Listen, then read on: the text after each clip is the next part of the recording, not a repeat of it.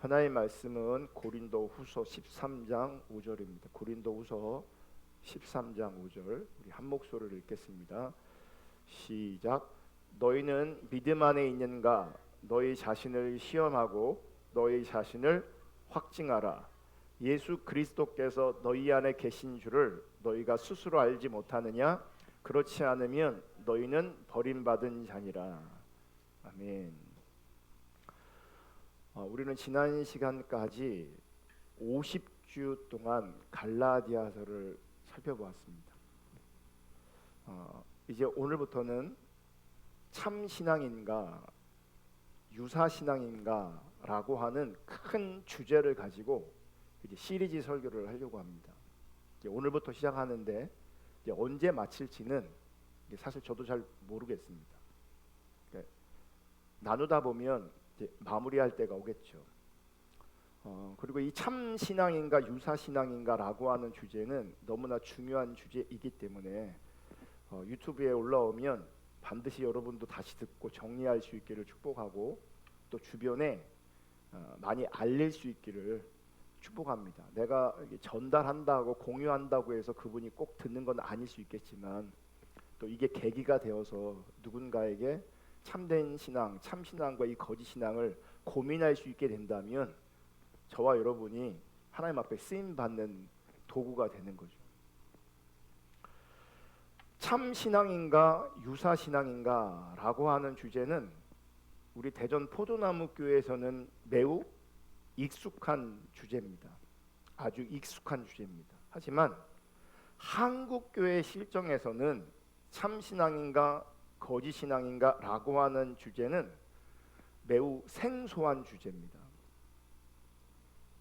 그런데 이 참 신앙인가 유사 신앙인가 라고 하는 주제는 절대로 생소한 주제가 아닙니다. 여러분, 우리가 성경을 읽을 때 그냥 읽지 않고 차분하게 신실하게 성경을 읽으면 성경의 많은 부분이 참 신앙인가 유사 신앙인가 라고 하는 그 주제를 다루고 있는 것을 발견하게 됩니다. 우리가 왜 참 신앙인가 유사 신앙인가 라고 하는 그 주제를 발견하지 못하는가? 첫째, 성경을 안 읽고 있기 때문에 그렇습니다. 두 번째, 성경을 읽을 때 제대로 안 읽기 때문에 그렇습니다. 세 번째, 교회에서 이 주제를 다루지 않고 있기 때문입니다. 그런데 성경은 가장 중요하게 그리고 가장 많이 참 신앙인가 유사 신앙인가라고 하는 이 주제를 다루고 있습니다. 제가 자주 이런 표현을 씁니다. 성경을 보면 하나님이 기뻐하시는 시대가 거의 없다.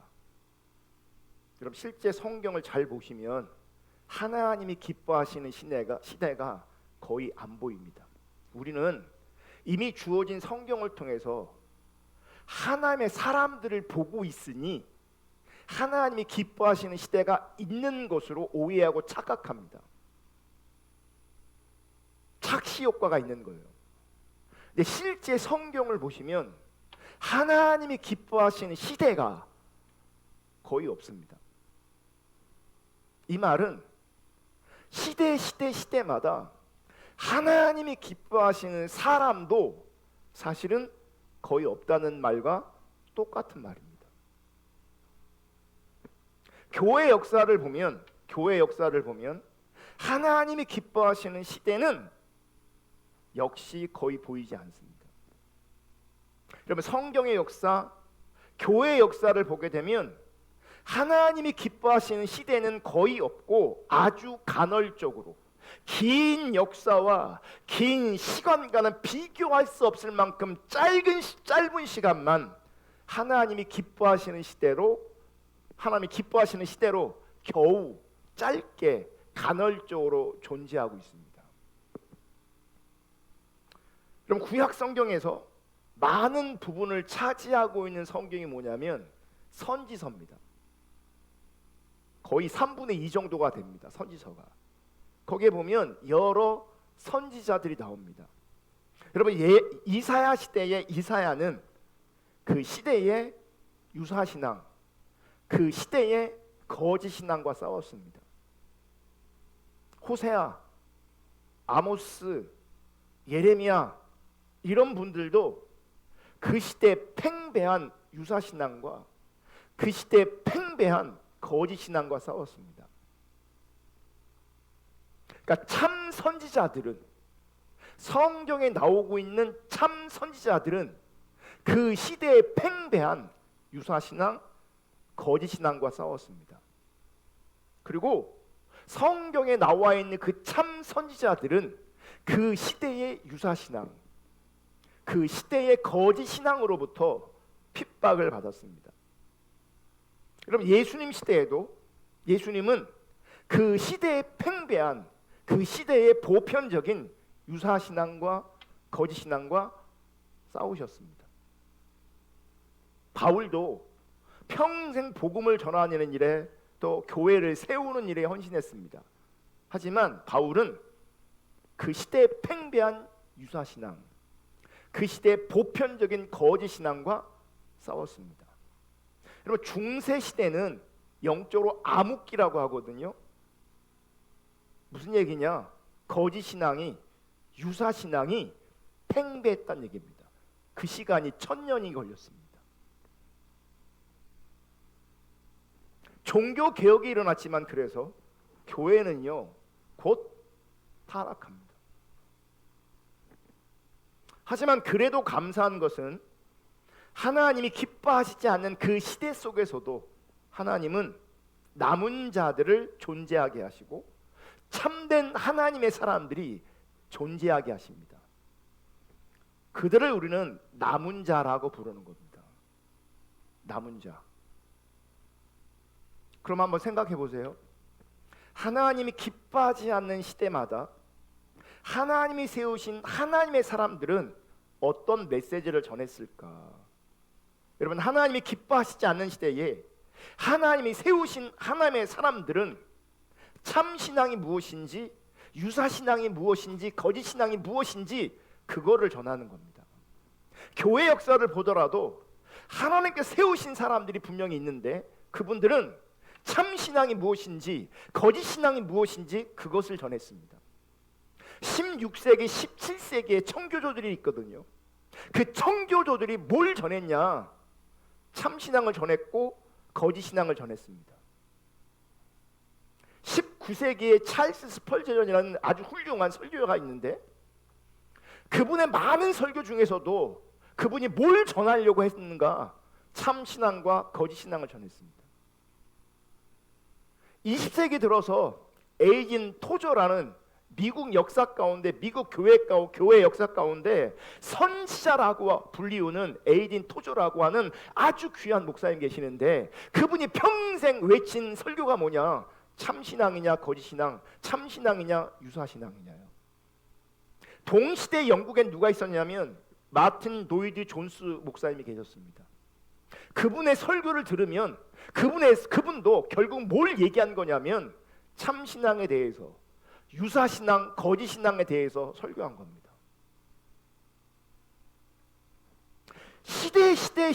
시대마다 유사신앙과 거짓신앙이 팽배했고 유사신앙과 거짓신앙이 항상 보편적인 시대였어요. 근데 그 속에서 남은 자들을 통해서 하나님은 참신앙과 거짓신앙을 전하셨다고요. 여러분, 오늘날 우리 시대에 하나님의 사람들이 전했던 이 참신앙과 유사신앙에 대해서, 참신앙과 거짓신앙에 대해서 우리 시대는 매우 생소하게 여깁니다. 왜 그러냐? 참신앙에 대한 기준이 낮아졌습니다. 그리고 유사신앙, 거짓신앙에 대한 개념이 사라졌습니다. 참신앙에 대한 기준이 낮아지고 유사신앙, 거짓신앙의 개념이 사라져버렸어요. 그러니 참신앙과 유사신앙이라는 관점에서 메시지를 전하고 가르치면 생소해합니다. 어려워합니다. 이 땅에 많은 교회들이 있지만 간헐적으로 참신앙, 거짓신앙, 참신앙, 유사신앙이란 관점에서 설교가 되어지기도 합니다. 간헐적으로. 이 주제를 다루기도 합니다. 문제는 참 신앙에 대한 관점으로, 유사 신앙의 관점으로 자기를 진단하지를 못합니다. 제가 만약 한국의 보편적인 어떤 교회에 초청받아서 참 신앙과 거짓 신앙을 제가 전한다고 해보십시오. 그러니까 어떤 교회에서 저를 초청하면 그런 관점으로 제가 복음을 전할 거고 하나님의 말씀을 전할 겁니다. 하지만 듣는 자들은 실제 자기가 참 신앙인지, 자기가 유사 신앙, 거짓 신앙인지 돌아보지 못합니다. 잠깐 그 현장에서 은혜 받을지 모르겠지만, 잠깐 어떤 도전이 있을지 모르겠지만, 실제 참 신앙의 관점에 자기를 보지 못하고 거짓 신앙, 유사 신앙의 관점에서 자기를 보지 못합니다. 왜냐하면 그런 기준이 우리 가운데 없기 때문이에요.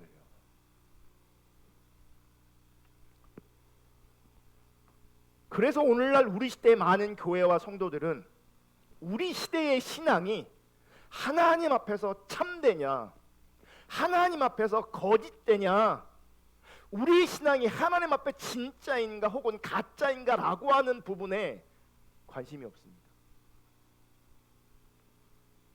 교회만 다니면 구원을 보장합니다. 오래 다니면 그 구원은 흔들리지 않습니다. 구원이 보장된 그 삶의 자리에서 교회는 교회 성장을 추구하고 성도는 복을 추구합니다. 행복을 추구합니다. 성장과 복을 구하면서 자신도 모르게 명목상의 신자가 된 줄도 모르고 종교 생활을 이어갈 뿐입니다. 오늘부터 참신앙인가 유사신앙인가, 참신앙인가 거짓신앙인가 라고 하는 큰 주제를 가지고 하나님 말씀 나눌 때에 여러분, 하나님 말씀 앞에서 가장 우선적으로 나 자신을 진단할 수 있기를 주님의 이름으로 축복합니다. 그리고 우리 시대를 진단할 수 있기를 주님의 이름으로 축복합니다. 그리고 진짜 신앙으로, 참신앙으로 회복되고 그 참신앙이 우리 가운데 실제될 수 있기를 주님의 이름으로 축복합니다. 여러분, 우리는 지금 신앙생활을 하고 있습니다. 신앙생활을 하고 있습니다. 우리가 인생을 살다 보면 사회생활도 하고 조직생활도 하고 학교생활도 하고 직장생활, 여러 가지 생활들이 있습니다. 여러분, 우리에게 그 무엇보다 그 다양한 생활 속에서 아주 중요한 생활이 있다면 그것은 신앙생활이어야 합니다. 아멘. 사회생활, 조직생활, 학교생활, 직장생활 등등 이런저런 생활은 여러분 육신의 문제를 다루고 있는 겁니다. 육신의 문제를. 하지만 신앙생활은 영원한 생명의 문제를 다루고 있습니다. 영원한 생명. 참고로 여러분, 교회 생활과 신앙생활은 아주 밀접한 관계를 가지고 있습니다.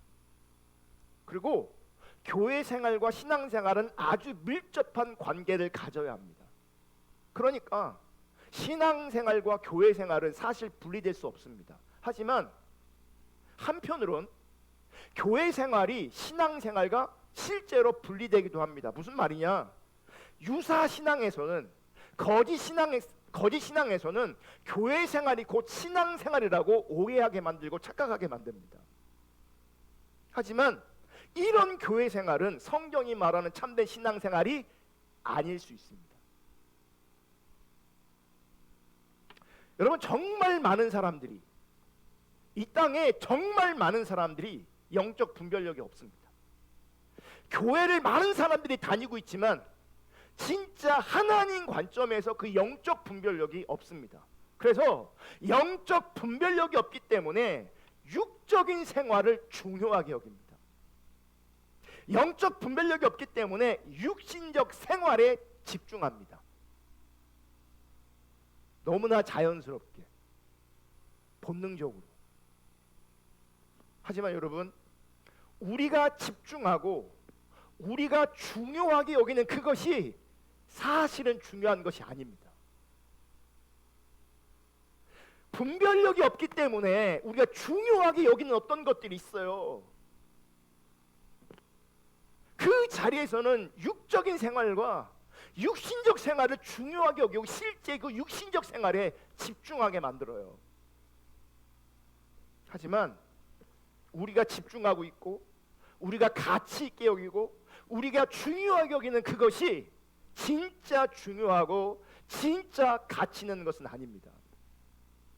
여러분, 진짜 중요하고 가치 있는 것은요, 영적인 것이고 영원한 생명입니다. 영원한 생명이에요. 제가 이렇게 말해도요, 지금 영적 분별력이 없는 분들은 이 말에 동의는 하지만 실제 그분은 어디에 집중하는지 아십니까? 여전히 육체와 육신, 육적인 생활에 여전히 집중하고 있습니다. 이론은 여기에 동의할지 모르겠지만 실제 육신적인 것에 동의하고 있고 실제 그것이 나에게 가치 있게 여겨지고 실제 나에게 중요하게 여겨지는 거예요. 근데 그것이 영원한 생명을 보장하지 않는데, 그러므로 제가 정말 주님의 이름으로 간절하게 제발 부탁을 드리는데, 그 어떤 생활보다도 신앙생활을 중요하게 여길 수 있기를 주님의 이름으로 축복합니다. 그렇다면 신앙생활이 정말 중요하다면 제가 더 도발적인, 더 근본적인 질문을 여러분께 드리려고 합니다. 나는 진짜 구원받았는가? 나는 진짜 거듭났는가? 나는 진짜인가? 나는 가짜인가? 여러분, 나는 진짜인가 가짜인가? 나는 구원받았는가 구원받지 못했는가? 나는 거듭났는가 거듭나지 않았는가? 이 질문을 풀어서 이렇게 질문할 수 있어요. 당신은 진짜 그리스도인인가? 제가 여러분에게 이 시간 질문합니다. 교회 나온 여러분에게 질문합니다. 예배에 참석하고 있는, 예배에 함께하고 있는 여러분에게 질문합니다. 당신은 진짜 그리스도인입니까? 여러분, 우리가 이 세상을 사는 동안에 우리가 던지는 질문들이 많고요, 우리가 받는 질문도 굉장히 많을 수 있습니다. 왜냐하면 우리가 인생이 복잡하잖아요. 너무너무 복잡하기 때문에 우리가 인생에 대해서 아는 게 사실 많은 게 없어요. 그래서 괜찮은 사람은요, 이 질문을 계속 던지는 겁니다. 어떻게 살아야 되는가? 어떻게 존재해야 되는가? 그런 관점에서 우리는 수많은 질문을 던지기도 하고 질문을 받기도 합니다. 그런데 제가 조금 전에 여러분에게 드렸던 그 질문, 당신은 진짜 그리스도인입니까? 여러분, 이 질문이 가장 중요한 질문입니다. 이 질문이, 지금 이 질문은 인간 강요하니까 여러분에게 드리는 질문이 아니고, 목사 강요하니까 여러분에게 드리는 질문이 아니라, 이 질문은 하나님께서 지금 저와 여러분에게 하시는 겁니다. 당신은 진짜 그리스도인입니까? 왜 이 질문이 중요하냐면, 이 대답 여하에 따라서 우리의 영원한 운명이 결정되어지기 때문에 그래요. 그리고 지금 하나님께서 우리에게 하시는 이 질문은 아무도 피할 수 없는 질문입니다. 평생 이 질문을 내가 피하고 살아도 결국 마지막 날에는 하나님의 심판대 앞에서 이 질문을 다시 받게 되어 있습니다. 이 질문에 답을 회피하다가 나중에 답하려고 하면 그때는 그분은 기회를 놓쳐버리고 잃어버릴 가능성이 큽니다. 그래서 여러분, 이 당신은 진짜 그리스도인입니까? 이 질문은 나중에 답할 대답이 아니고 지금 답해야 합니다.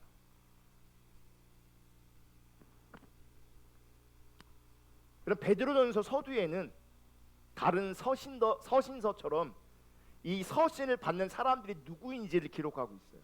베드로전서 1장 1절, 예수 그리스도의 사도 베드로는 본도, 갈라디아, 갑바도기아, 아시아와 비두니아에 흩어진 나그네. 그러니까 지금 베드로가 편지를 쓰고 있는데 그 편지를 받고 있는 대상을 뭐라고 표현하고 있냐면 나그네로 표현하고 있어요. 나그네. 여러분, 우리의 정체성은요, 나그네예요. 여기 정착된 사람들이 아니에요. 아멘. 그러니까 나그네 삶을 화려하게 살아도요, 그냥 나그네예요. 나그네예요. 그러니까 별로 의미가 없다고요. 제가 예전에 정말 어렸을 때 저희 교단 목회자 수련회가 있었어요. 근데 그때는 우리나라가 이렇게 뭐 부한 나라도 아니고 호텔이나 이런 게 이렇게 발달돼 있고 뭐 그렇지 않거든요. 그러니까 그때는 목회자 수련회를 어떻게 했냐면 저기 서산 태안 쪽에 오는 기도원을 하나 잡고 거기서 그러니까 인원을 다 수용할 수 없으니 숙소가 없으니 목회자들한테요 다 텐트를 가지고 오라 그랬어요. 텐트를. 그래서 이제 그 기도원 주변에 다 텐트를 치고 3박 4일인가 이렇게 있었던 거예요. 저는 어리니까 그 당시에 뭐 놀러 갈 수도 없고 놀러 간 적도 없고 하니까 그게 너무 신나고 재밌었어요. 텐트를 치고 며칠을 지낸다는 게. 근데 가서 보니까요 다양한 텐트가 있어요. 좋은 텐트가 있고 후진 텐트가 있어요. 그럼 우리 텐트는 좋은 쪽에 속할까요? 후진 쪽에 속할까요? 상상에 맡기세요. 근데 여러분 그 자리에서 좋은 텐트니 나쁜 텐트니 의미 없는 건 아니지만 결국 중요한 건 그 텐트가 중요한 게 아니에요. 자기 집이 중요한 거지. 우리 인생은 나그네예요. 분명하게 기억할 수 있기를 주님이 축복합니다. 화려한 인생을 살아도 나그네예요. 호텔에서 자도 나그네고요. 텐트 치고 자도 나그네요. 그러니까 별거 의미 없다고요, 그게. 어쨌든 나그네라고 부르고 있고 2절 곧 하나님 아버지의 미리 아심을 따라 성령이 거룩하게 하심으로 순종함과 예수 그리스도의 풋뿌림을 얻기 위하여 택하심을 받은 자들에게 편지하노니 은혜와 평강이 너희에게 더욱 많을지어다. 여러분 지금 베드로의 편지를 받는 사람들은 지금 소아시아의 여러 지역에 흩어져 있는 사람들을 나그네라고 표현하면서 그들에게 편지를 쓰는 거죠. 그러니까 흩어져 있는 나그네로 존재하고 있는 성도들을 향해서 편지를 쓰고 있는 거죠. 그러면서 2절에 그들을 더 구체적으로 표현해요. 하나님 아버지의 미리 아심을 따라 성령이 거룩하게 하심으로 순종함과 예수 그리스도의 핏부림을 얻기 위하여 택하심을 받은 자들에게 편지하노라. 이들이 누구냐? 우리는 성도라고 말하고 이들을 또 뭐라고 말하냐면 그리스도인이라고 말해요. 그리스도인. 고린도 후서를 보면 시작할 때 똑같이 편지의 수신자가 누군지를 표현합니다. 고린도 후서 1장 1절 하나님의 뜻으로 말미암아 그리스도 예수의 사도된 바울과 형제 디모데는 고린도에 있는 하나님의 교회와 곧 온 아가야에 있는 모든 성도에게. 편지를 받는 대상이 누구예요? 교회예요. 또 그들을 뭐라고 불러요? 성도라고 부르죠. 그러니까 교회와 성도를 다른 입으로 표현할 때 어떻게 표현할 수 있어요? 그리스도인이라고 부를 수 있죠. 그러니까 바울은 누구한테 편지를 쓴 거냐? 그리스도인에게. 베드로뿐만 아니라 바울도 사실은요 수신자들을 얘기해요. 항상 그게 누구예요? 교회였어요. 성도였어요. 그리스도인이었다고요. 그러니까 그리스도인으로 불리어지고 있는 그리스도인들을 위해서 베드로도 편지를 썼고 바울도 편지를 쓴 거예요. 그러니까 우리가 교회를 다니면 예수를 믿으면 그리스도인이라고 불리워진다고요. 중요한 건 뭐냐면 그리스도인으로 성도로 불리워지긴 하지만 베드로도 불렀고 바울도 그렇게 불렀지만 정말 중요한 이슈는 뭐냐면 그리스도인이라고 불리워지는 너희들은 성도라고 불리워지는 너희들은 교회로 모이고 있는 너희들은 진짜냐 가짜냐 이게 핵심 질문인 거예요. 이게 진짜 질문인 거예요. 그래서 오늘 본문은 고린도후서 13장 5절을 본문을 읽었는데 다시 보시면 너희는 믿음 안에 있는가? 너희 자신을 시험하고 너희 자신을 확증하라. 예수 그리스도께서 너희 안에 계신 줄을 너희가 스스로 알지 못하느냐? 그렇지 않으면 너희는 버림받은 자예요. 자, 수신자가 누구예요? 성도예요. 수신자가 누구예요? 교회예요. 수신자가 누구예요? 그리스도인들이에요. 근데 그들을 향해서 뭐라고 말하냐면 결국에는 너희는 믿음 안에 있는가, 진짜 믿음 안에 있는가 스스로 시험하고 자기 자신을 확증해라. 그렇지 않으면 나중에 어떻게 돼요? 버림받을 수 있다는 거예요. 그리스도인이라고 불림을 받는데, 성도로 불림을 받는데, 부르심을 받는데, 교회에 모여 있는데 결국 버림받는다고요. 진짜 믿음이 아니라면. 새 번역은 이렇게 번역해요. 여러분은 자기가 믿음 안에 있는지를 스스로 시험해보고 스스로 뭐하라고요? 검증하라고요. 검증하라고요. 여러분은 예수 그리스도께서 여러분 안에 계시다는 것을 알지 못합니까? 모른다면 여러분은 실격자입니다. 여러분, 고린도후서 13장 5절의 말씀은 이런 거예요. 너희가 진짜 믿음을 가지고 있는 사람인지, 너희가 진짜 그리스도인인지, 너희가 가지고 있는 그 믿음이 진짜 구원을 받을 만한 믿음인지 스스로 테스트하고 스스로 검증하라는 거예요. 스스로. 현대어 성경은 이렇게 표현해요. 여러분 자신을 잘 살펴보십시오. 여러분, 지혜 있는 것 중에 아주 중요한 지혜가 뭔지 아닙니까? 자기를 살피는 겁니다. 다른 사람을 살피는 게 아니에요. 자기를 살피는 거예요. 제가 목회하면서 정말 내 마음 안에 막 이렇게 막 쌓여가는 게 있어요. 제발 자기 좀 살피면 좋겠어요. 정말 자기만 살피면 좋겠어요. 오지랖도 이런 오지랖이 없어요. 자기는 못 보면서 판단하고 비판하고 정죄하고 있어요. 자기는 못 보면서 다른 사람들을 살피고 있어요. 이게 어리석은 거고요. 이게 교만한 거예요. 제가 이렇게 강력하게 얘기하잖아요. 돌아서면 여전히 자기를 못 보고 다른 사람을 살펴요.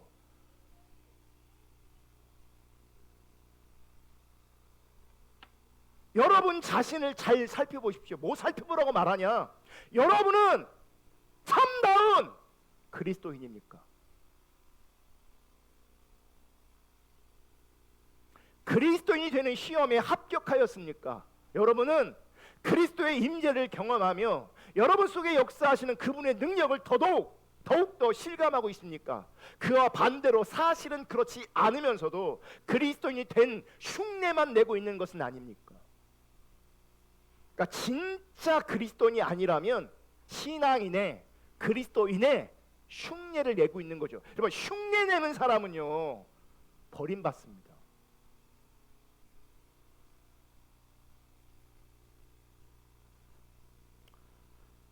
성경을 보면 베드로도 그렇고 바울도 그렇고 일단 신앙생활을 하고 있으면, 즉 교회를 다니고 있으면 일반적으로 성도라고 그리스도인이라고 불러줍니다. 여러분, 교회 오면요 우리는 통밥으로 잽니다. 그래서 우리는 어떻게 부르는지 아세요? 집사님, 권사님 이렇게 부릅니다. 통밥으로. 나보다 나이 많으면 권사님이라고 부르고 비슷하면 집사님이라고 부르고.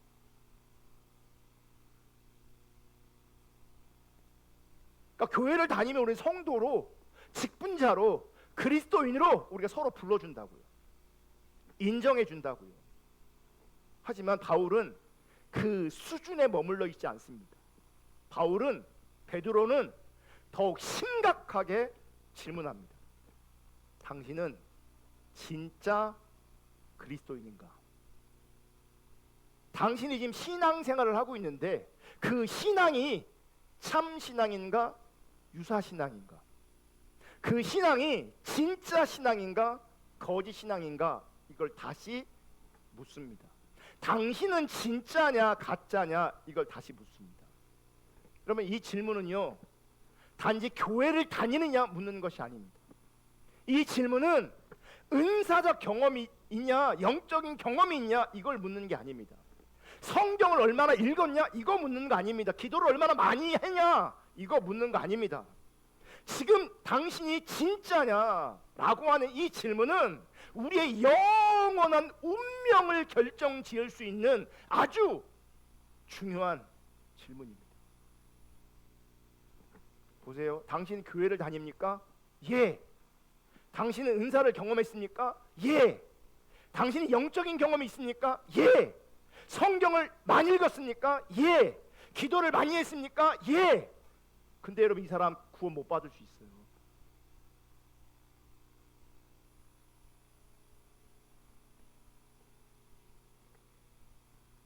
진짜 신자냐? 진짜 믿음이냐?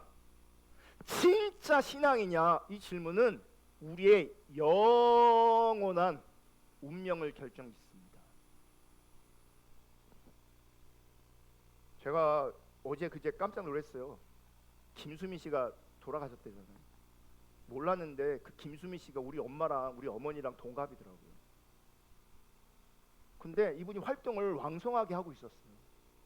뭐 지병이 있었을지 모르겠지만 활동을 왕성하게 했어요. 근데 어떻게 해요?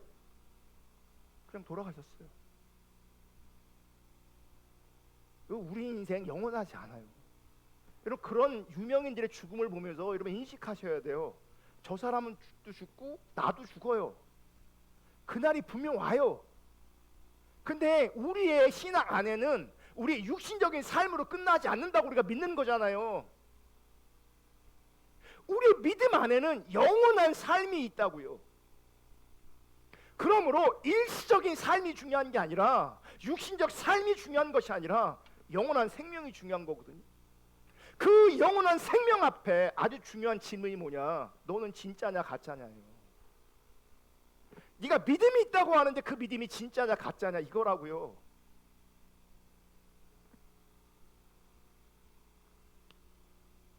여러분, 오늘날 우리는 교회를 다니는 것이 곧 예수를 믿는 것이라고 간주해 주는 그런 시대를 살고 있습니다. 그런데 성경은 절대로 그렇게 말하고 있지 않습니다. 여러분, 교회사에서 하나님의 말씀이 선명하게 증거되고 하나님의 교회가 깨어 있을 때는 언제나 참된 그리스도인과 거짓된 그리스도인, 참신앙과 거짓신앙, 참신앙과 유사신앙에 대한 그 문제를 심각하게 다뤘습니다. 단순히 교회에 나온다고 해서 당신은 성도입니다, 그리스도인이라 이렇게 인정해 주지 않았습니다. 지금 사도 바울이 고린도 후서에서 바로 이 부분을 말하고 있는 겁니다.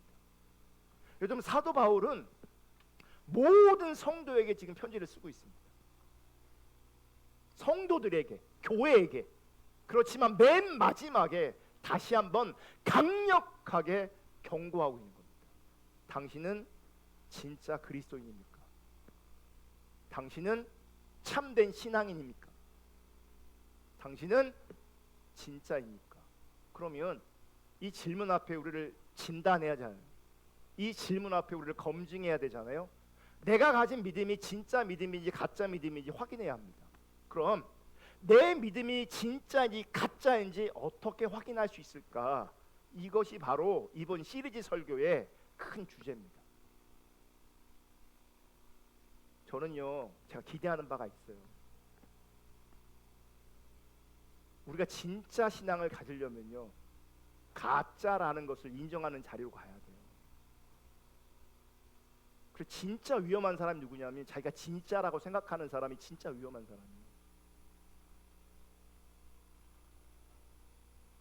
바라기는 우리가 가짜인 게 드러나길 원합니다. 정말 우리가 가짜의 길, 가짜인 것이 드러나길 원합니다. 그래서 진짜로 전환되어지고 회복되어지는 놀라운 은혜가 부어지기를 주님의 이름으로 축복합니다. 당신은 그리스도인입니까? 라고 하는 이 질문은 그리스도인이 누구인가? 또 그리스도인은 어떻게 정의할 수 있는가? 여기부터 우리가 풀어가야 합니다. 그리스도인은 누군가? 그리스도인이라는 정의는 어떻게 내릴 수 있는가? 여러분, 성경에 보면 그리스도인이라는 말이 어디에 처음 나오냐면 사도행전 11장 26절에 처음 나옵니다. 읽어볼게요. 다 같이 읽습니다. 시작. 만남의 안디옥에 데리고 와서 둘이 교회에 1년간 모여 있어 큰 무리를 가르쳤고 제자들이 안디옥에서 비로소 그리스도인이라 일컬음을 받게 되었더라. 여러분, 안디옥에서 역사적으로 가장 먼저 그리스도인이라는 이름이 예수 믿는 사람들에게 붙여집니다. 원래 이 이름이 없었어요. 여러분, 안디옥 교회는 우리가 잘 아는 것처럼 최초의 이방인 중심의 교회였습니다. 이방인 중심의 교회였어요. 그럼 안디옥 교회가 어떻게 세워지냐? 여러분, 하나님의 복음이 예루살렘에서부터 시작됩니다. 그러면서 교회가 이제 성장하기 시작하죠. 그런데 스데반이 순교하는 일이 생깁니다. 스데반 순교 이후에 예루살렘에서 교회에 대한 엄청난 큰 핍박이 시작됩니다. 그래서 예루살렘에 있던 그리스도인들, 성도들은, 그때는 그리스도인이라는 표현이 없으니까 예루살렘 교회의 성도들이 그 핍박이 일어나니까 원하든 원하지 않든 흩어질 수밖에 없었습니다. 다른 지역으로 흩어지지 않을 수 있는 방법은 신앙을 부인하면 되는 거죠. 근데 신앙을 지키려고 하니까 어떻게 해요? 흩어질 수밖에 없는 거예요. 그래서 성경을 보면 사도들을 제외한 대부분의 성도들이 흩어집니다. 그러면 당시 예루살렘 교회가 몇 명이었냐? 최소 1만 명 이상이었다, 이렇게 추정합니다. 왜 그러냐? 사도행전에 보면 대구며 회심이 두 번 일어나요. 사도행전에 기록된 걸 보면 한 번은 5천 명이 회심하고 한 번은 3천 명이 회심해요. 그러니까 몇 명이 합하면 8천 명이에요. 그러니까 그 당시 예루살렘에 예수를 믿는 사람들이 적어도 10,000명 이상은 됐을 것이다, 이렇게 추정하는 겁니다. 그러니까 사도들을 제외하고 성도들이 흩어졌잖아요. 그러면 10,000명 되는 성도들이 흩어져 버린 거예요. 유대와 사마리아로 주변으로 흩어진 거죠.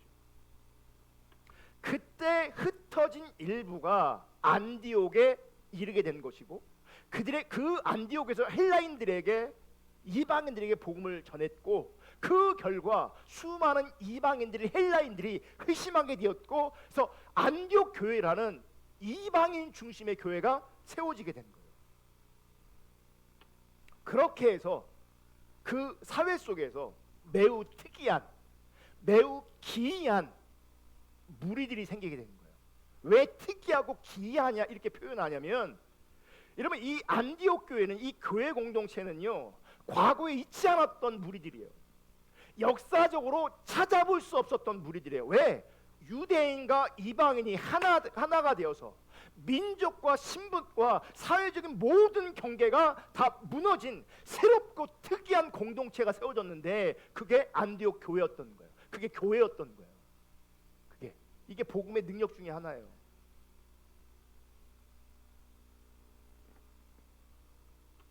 그러니까 이게 공통점이 없는 사람들인데,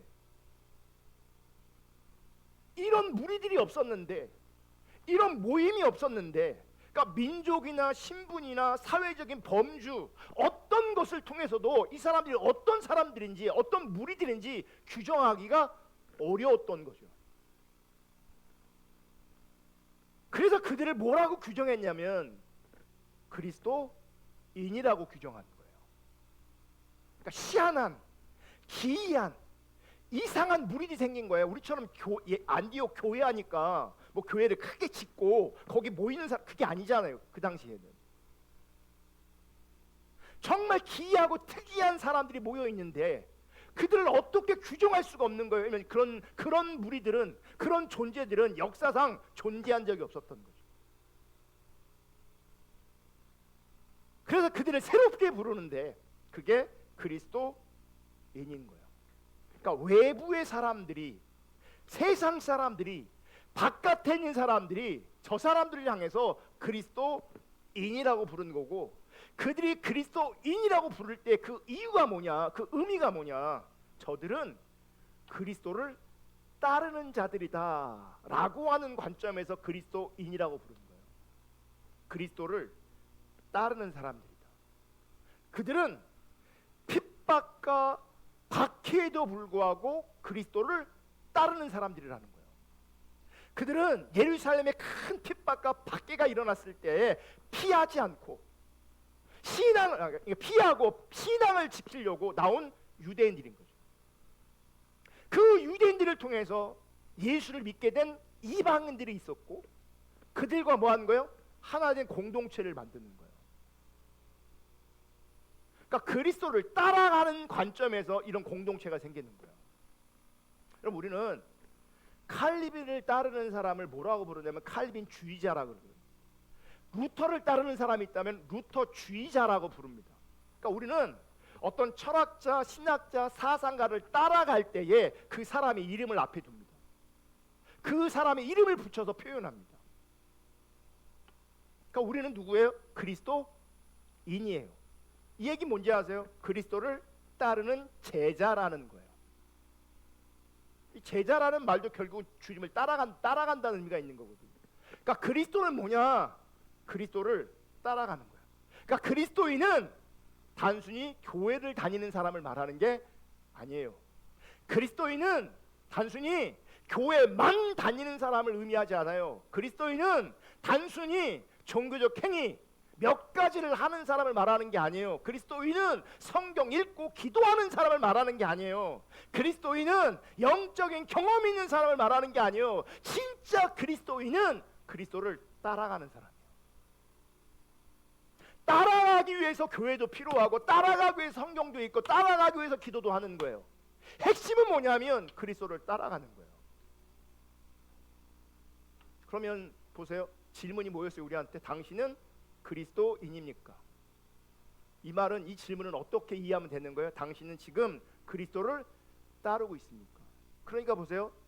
편지의 서두에 당신은, 그러니까 내 수신자가 누구예요? 성도고 교회고 그리스도인이에요. 그죠? 그렇게 불리워지는 거죠. 네.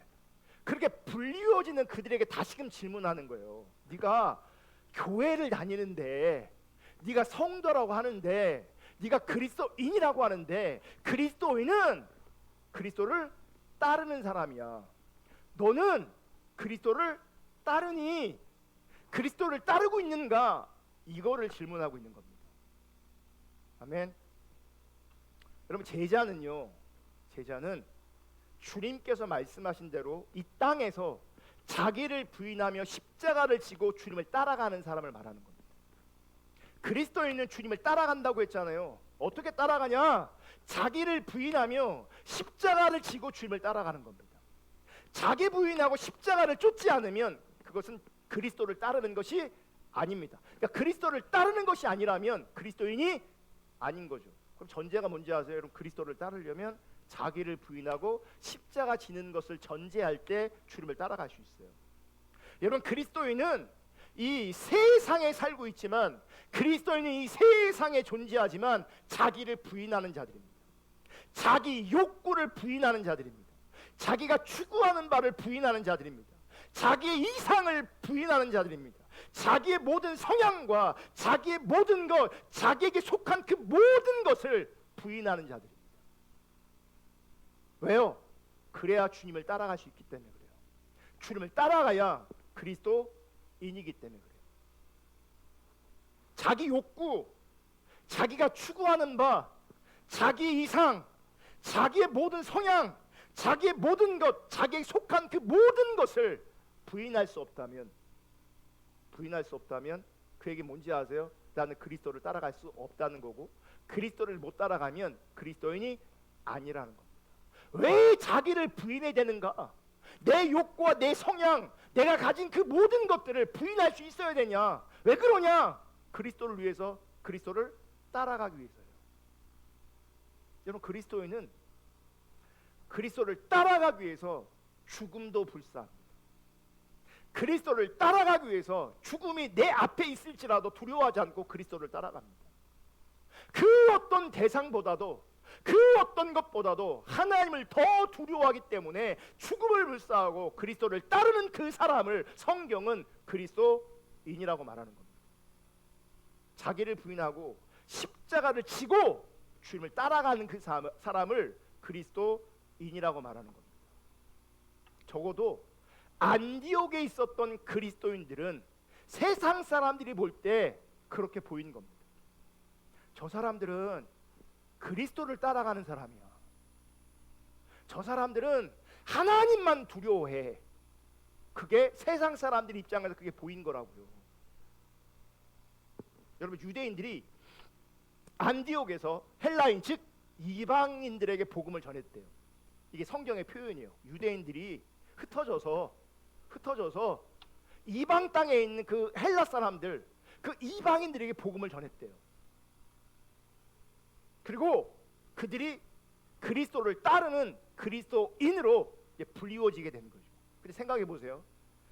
유대인 입장에서 이방인들에게 복음을 전했다고 이렇게 표현되고 있지만 사실 이방인들이라고 불리우는 사람들이 그 사람들이 원주민이고 그 사람들이 토착민인 거잖아요.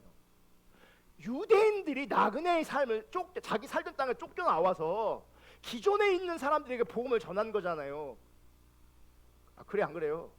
그러니까 예루살렘에 떠나온 자들이 사실은 그 안디옥에 있는 사람들 입장에서는 이방인인 거예요. 유대인 관점이 이방인에게 복음을 전한 거지만 입장을 바꿔 얘기하면 이방인이 우리한테 복음을 전하는 거라고요. 이해가 돼요? 그럼 보세요. 유대인들은 살던 곳에서 떠나 이방 땅에 온 것이고, 이걸 오늘날 우리식으로 표현하면 어떻게 표현할? 이게 뭐냐면 난민이에요. 난민이 와서 뭘 전하는 줄 아세요? 우리한테 복음을 전하는 거예요. 난민들이 와서, 여러분, 난민이 낯선 땅에서 정착해서 산다는 것이 여러분 결코 쉽지 않을 겁니다. 그들은 낯선 땅에서 먹고 살아야 합니다. 난민이 낯선 땅에서 먹고 산다는 것, 난민이 그 낯선 땅에서 이방 땅에서 생존한다는 것, 그거 결코 쉽지 않은 일입니다. 그런데 그런 그들이 생존도 쉽지 않은 상황 속에서 복음을 전하고 교회를 세웁니다. 이게 어떻게 가능하냐고요? 이게 가능한 이유 중에 하나가 뭔지 아십니까? 그분들은 우선적으로 그리스도를 따랐기 때문에 그래요. 그리스도가 전부였기 때문에 그래요. 오늘날 우리는 이방인이 아니에요. 이제 우리가 대한민국 국민이잖아요. 그러면 난민이 이 땅에 정착하며 살다가 그 난민이 우리한테 복음을 전한다는 게 쉬운 게 아닌 거잖아요. 우리도 먹고 살기 힘든데, 그래서 성경을 보면 그 어려운 난민이 복음을 전하고 교회를 세운다고요. 우리가 그리스도를 따라가면 그리스도를 따르는 사람들을 통해서 하나님은 분명히 일하신다는 거예요. 우리가 그리스도를 안 따라가니 하나님의 역사가 일어나지 않는 거예요.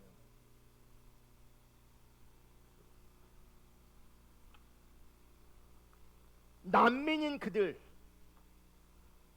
스스로의 생존이 쉽지 않았던 그런 상황과 처지 속에서도 그들은 그리스도를 따라가는 그 자리에서 복음을 전하고 교회를 세웁니다. 그들을 바라볼 때 세상은 그리스도를 따르는 사람들이라고, 그리스도인이라고 그들을 부르게 된 거죠.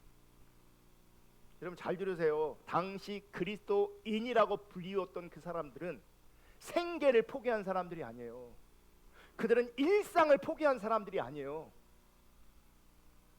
그들은 그들에게 주어진 일상을 살면서 그들은 그들의 생계, 가족들의 생계를 책임지면서 그들은 주님을 따랐던 사람들이에요.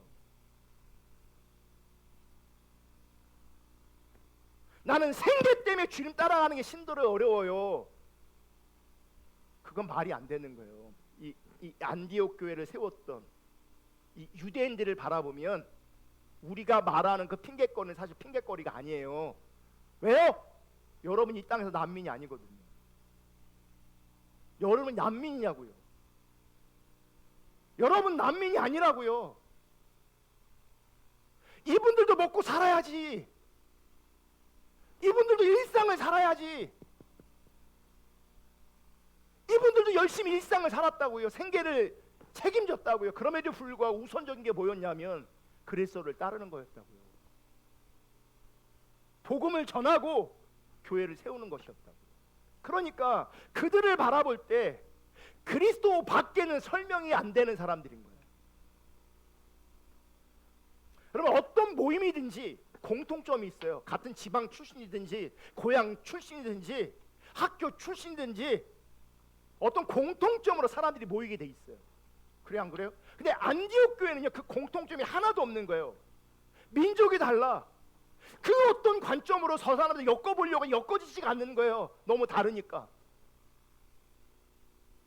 엮어지지 않는데 한 가지를 통해서 그들이 엮어지는데, 하나가 뭔지 아세요? 그리스도 예수예요. 그리스도로 말미암아 그들이 엮어지는 거예요. 그리스도만으로 그들이 공통점을 갖게 되어지는 거예요. 그리고 그들은 실제로 그리스도를 따라가는 사람들이었고, 그리스도를 따라가기 위해서 자기들 부인하고 십자가 지는 사람들이었습니다. 그리스도가 그들로 하여금 하나로 묶어지게 만들었어요. 그러니까 그리스도 말고는 그들을 설명할 길이 없는 거죠. 그래서 그리스도인이라고 말합니다. 여러분, 우리 모두에게는요, 자신을 규정하고 설명해주는 정체성의 요소들이 있습니다. 저는 강요한이라고 하는 이름을 가진 고유한 이름이 있는 사람이고요, 한 여인의 남편이고 세 자녀의 아버지이고 또 대전 포도나무 교회라고 하는 공동체의 목사이기도 합니다. 이게 제 정체성을 설명해주고 있어요. 저를 설명해주는 이런저런 수식어도 있을 수 있어요. 강요한 목사는 노래를 잘한다. 강요한 목사는 잘생겼다. 예를 드는 거예요. 예를. 그럼 어떤 분이 그 유튜브 설교를 부르면 저를 보시면서 그랬대요. 전영록을 닮았다고. 70, 80 세대 전영록. 그러니까 우리 화질이 안 좋은 게 얼마나 은혜인지. 우리 유튜브 화질이 안 좋은 게, 화질이 안 좋지만 은혜가 임하니까 이 전영록처럼 보이잖아. 인정하는 사람에게 은혜가 있길 축복합니다. 비웃는 자들에게 하나님 알아서 하시기를 축복합니다. 그러니까 저를 설명하는, 제 정체성을 설명하는 여러 가지가 있다고요. 하지만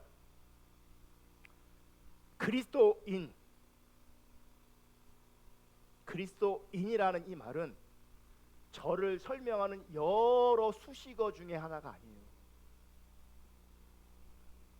여러분, 그리스도인이라는 이 정체성은 자신이 기존에 갖고 살아온 가장 중요한 정체성의 그 요소도 더 이상 중요하게 여기지 않을 만큼 결정적인 정체성인 거예요.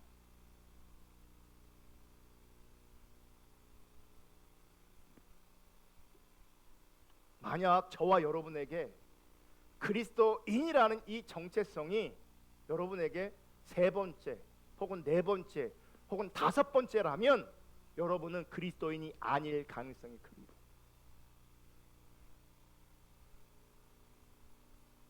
저는 누구의 남편이기 전에, 누구의 아들이기 전에, 누구의 아버지이기 전에, 어느 교회 목사이기 전에 저는 그리스도인이길 원합니다. 저는 그리스도인이길 원합니다. 이 그리스도인이라는 이 정체성이 저에게는 가장 본질적이고 가장 가치 있고 가장 중요한 정체성이어야 합니다. 그런 관점에서 저는 제 아내가 그리스도인이길 원합니다.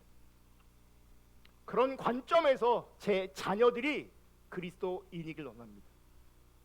그리고 저와 함께 신앙생활하는 여러분들이 그리스도인이길 원합니다. 저는 그리스도인인데 여러분이 그리스도인이 아니라면 여러분과 저 사이에는 공통점이 없는 겁니다. 나는 그리스도인인데 내 아내가 그리스도인이 아니라면 내 아내와 나는 공통점이 없는 겁니다.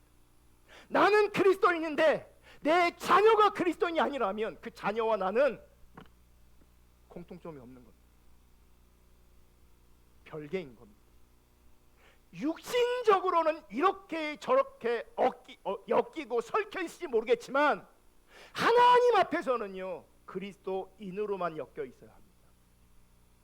왜냐하면 우리의 정체성은 그리스도인이기 때문에 그래요.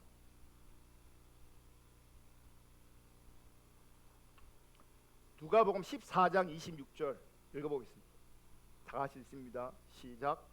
무릇 내게 오는 자가 자기 부모와 처자와 형제와 자매와 더욱이 자기 목숨까지 미워하지 아니하면 능히 내 제자가 되지 못하고. 여러분, 주님은요, 주님보다 더 사랑하는 것이 있으면 안 된다고 말씀하세요. 왜 그런지 아세요? 예수님이, 하나님이 우리의 생명이고 우리의 전부이기 때문에 그래요. 그래서 한 몸인 부부 사이보다도 더 중요한 관계가 있습니다. 그것이 바로 그리스도와의 관계입니다. 부모 자식 사이보다도, 친구 사이보다도 더 중요한 관계가 있습니다. 그것이 바로 그리스도인의 관계입니다. 그리스도와 나와의 관계가 분명하지 않은데 그 자리에서 내가 부모를 더 사랑하고 자식을 더 사랑하고 친구를 더 사랑하면 적어도 그분은 그리스도인이 아닙니다. 적어도 그분은 그리스도를 따라가는 사람이 아닙니다. 무슨 말이냐? 그분은 참된 신앙이 아니란 얘기예요. 참된 신앙이 아니라면 그분은 구원받지 않은 겁니다.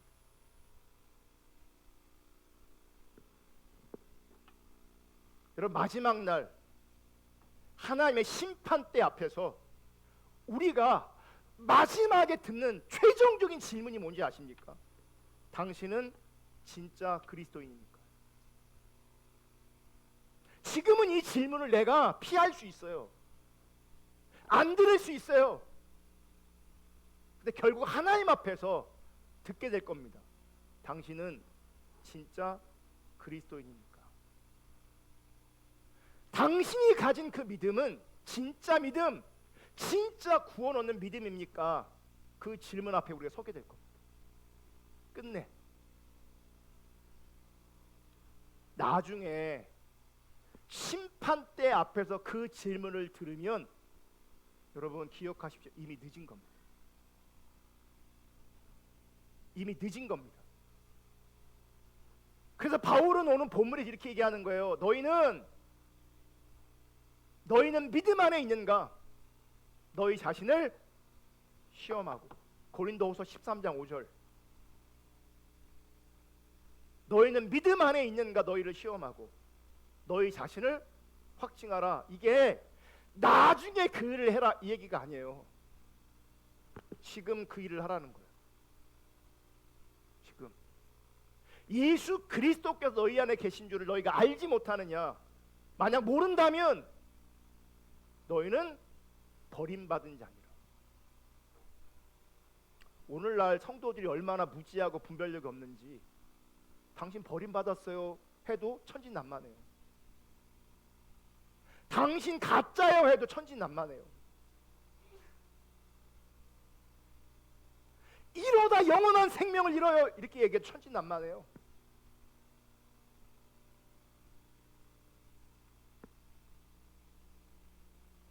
내가 어떤 사람인가? 내가 믿음 안에 있는가? 나는 진짜 그리스도인인가? 스스로 시험해보고 검증해봐야 합니다. 진단하셔야 합니다. 제대로 검증되지 않으면 버림받을 수 있습니다. 믿음의 실격자, 믿음의 낙오자가 될 수 있습니다. 믿음의 불합격자가 될 수 있습니다. 이게 제가 표현이 아니고 성경이 번역된 성경 제가 다양한 버전으로 설명하고 있는 거예요. 참 믿음이 아니라면, 제대로 검증되지 않는다면, 제대로 진단되지 않는다면 버림받을 수 있고, 믿음의 실격자, 낙오자 될 수 있고, 믿음의 불합격자가 될 수 있습니다. 바라기는 여러분 모두가 진짜 그리스도인으로 하나님 앞에서 인정되실 수 있기를 주님의 이름으로 축복합니다. 참신앙이와 거짓신앙 이 시리즈가 진행되는 동안에 정말 내가 유사신앙, 거짓신앙 가운데 있음을 발견되고 인정되어져서 여러분이 하나님 앞에 무너지는 일이 있기를 주님의 이름으로 축복합니다. 그리고 정말 주님을 따라가는 일이 있기를, 그리스도인, 진짜 그리스도인으로 세워질 수 있는 그 일이 그렇게 될 수 있기를 주님의 이름으로 축복합니다. 그리스도를 따라가는 자, 단순히 교회를 다니는 자가 아니라 그리스도를 따라가는 자가 진짜 그리스도입니다. 만약 여러분이 불가피한 일로 외국으로 난민으로 떠돌아다닌다고 생각해 보십시오. 여러분, 그 땅에서 복음을 전할 수 있겠습니까? 그 땅에서 교회를 세울 수 있겠습니까? 그리스도를 따라가는 사람은 그 일을 이루는 겁니다. 정말 내 삶의 자리에서, 내 인생의 자리에서 그리스도를 따르는 것이 무엇인지를 늘 고민하고 직면하셔야 합니다. 어떤 선택의 자리에서, 어떤 생각의 자리에서, 어떤 언행 앞에서 그리스도를 따르는 것이 무엇인가를 먼저 우선적으로 생각해 보십시오. 그리스도를 따르는 참 믿음, 우리 가운데 실제이기를 주님의 이름으로 축복합니다. 오늘은 여기까지 하겠습니다. 찬양하고 기도하겠습니다.